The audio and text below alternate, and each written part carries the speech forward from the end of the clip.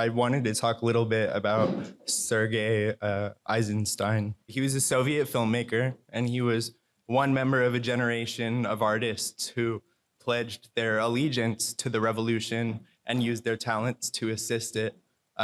Many of the best artists and intellectuals in Russia of that time and throughout the world pledged their allegiance to the Bolshevik Revolution because of the fact that art is limited by capitalism and the profit motive, among other reasons, obviously.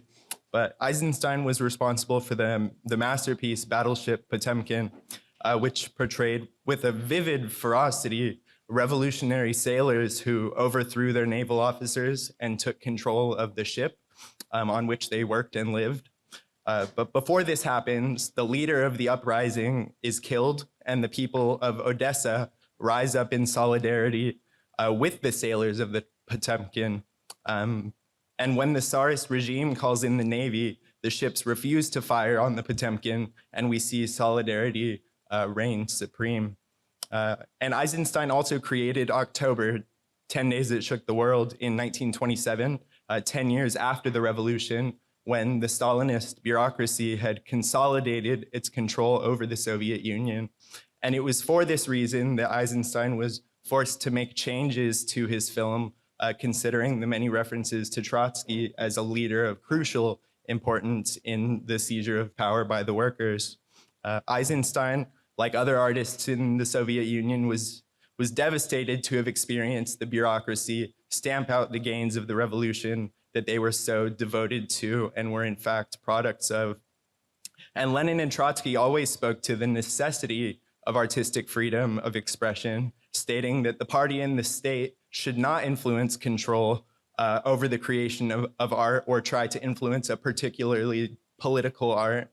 The Bolsheviks' policy on the development of culture was one of encouragement of cultural development from within society, not imposition from above, and above all, of the eradication of the, economic and social conditions that, limited cultural development in the first place.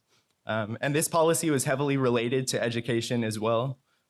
Only 4 days after the Bolsheviks took power, Lunacharsky, the People's Commissar of Education, stated, "The laboring masses thirst after education. The government cannot give it to them, nor the intelligentsia, nor any force outside themselves. Schools, books, museums, theaters, and so on can only be aids. The people themselves, consciously or unconsciously, must evolve their own culture." But the Stalinists' mechanical and self-interested censorship and control of artistic expression was the complete opposite of a genuine Bolshevik policy in relation to art. And it was for this reason that Eisenstein left the Soviet Union, tried to go to France and to America and to other countries to create his films elsewhere. But the capitalist classes of these nations would have nothing to do with his productions, knowing that the content would be a revolutionary one. And so Eisenstein ends up returning to the Soviet Union, where he would continue to create films until his death, expressing his disdain for the Stalinists wherever possible, where he could avoid the censorship. And he ended up going into cardiac arrest while Stalin watched his final production.